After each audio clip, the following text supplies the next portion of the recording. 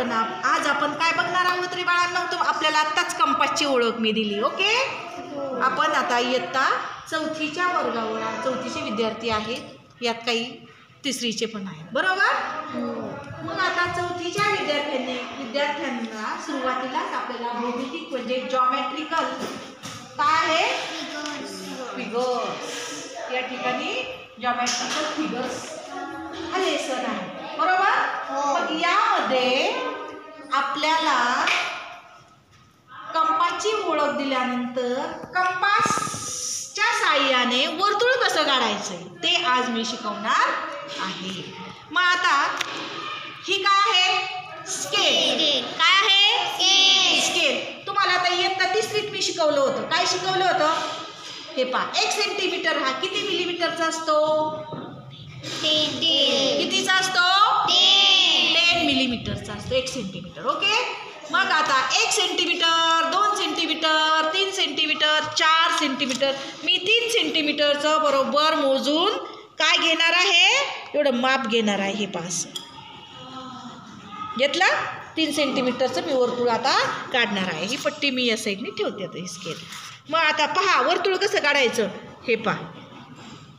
तुम्हाला आता हे कंपास माहिती आहे ना साहित्य, याच्यामध्ये फिरकी असते आणि ती फिरकीत बरोबर सस्पेन्शन यात टाकायची आहे, यात घालायची आहे, फिरकीनं ती पॅक करायची आहे. ओके, केल्यानंतर मी आता माप घेतलं. ओके ना? मग आता मी या ठिकाणी वर्तुळ काढणार आहे.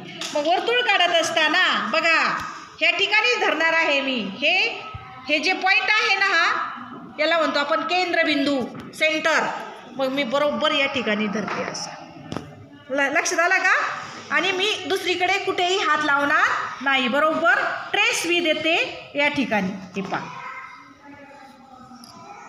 बघा, आल्यातच काढायचं आहे. बघा,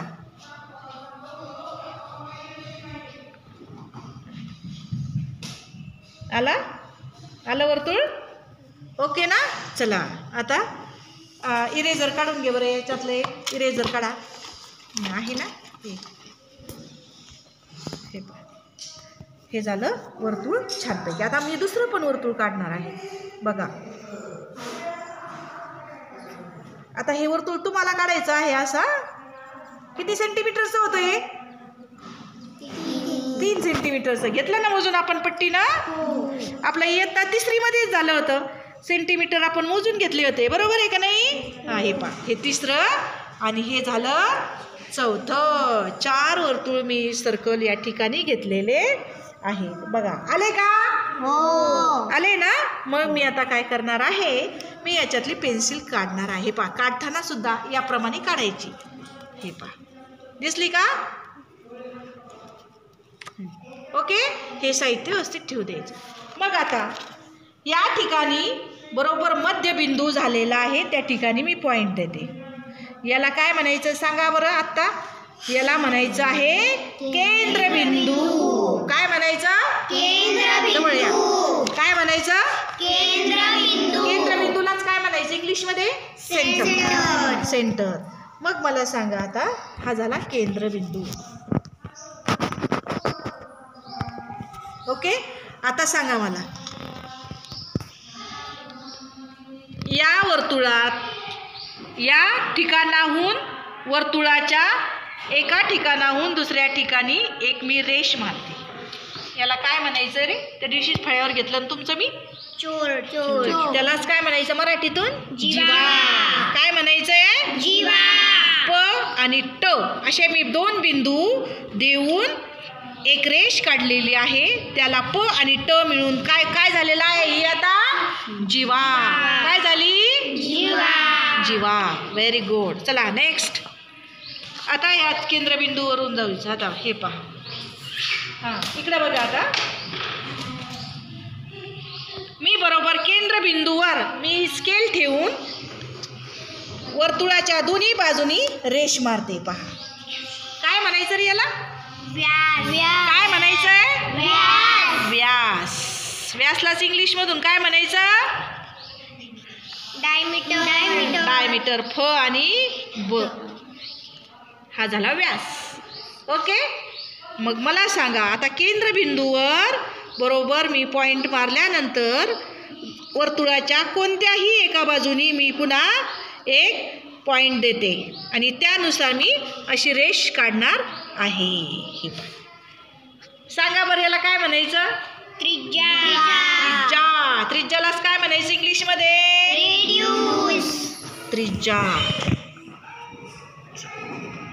रेडियस. बरोबर. हे झालं ओ आणि ब. हे झालं रेडियस.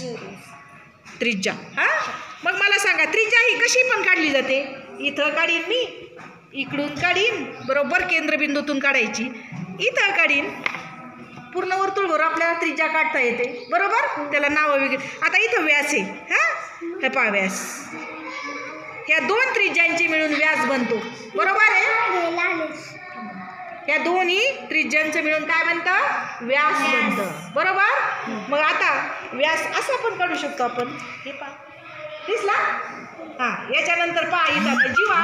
जीवा ही मी इकडून सुद्धा काढू शकते अशी. मग सांगा बरं आता हा केंद्रबिंदूत बदल होईल का? केंद्रबिंदू हा एकच असतो. बरोबर. मग सांगा बरं आता हे काय आहे? पहिलं आपण काय शिकलो आज? केंद्रबिंदू. त्याला इंग्लिशमध्ये काय म्हणायचं? सेंटर. काय म्हणायचं? सेंटर. याला काय म्हणायचं?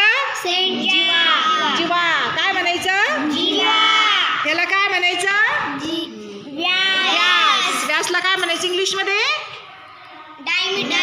डायमीटर. आणि ह्याला काय म्हणायचं? त्रिज्या. त्रिज्या. समजलं सगळ्यांना? आता येईल ना प्रत्येकाने मला अशा प्रकारे वर्तुळ काढून आणायचे आहे.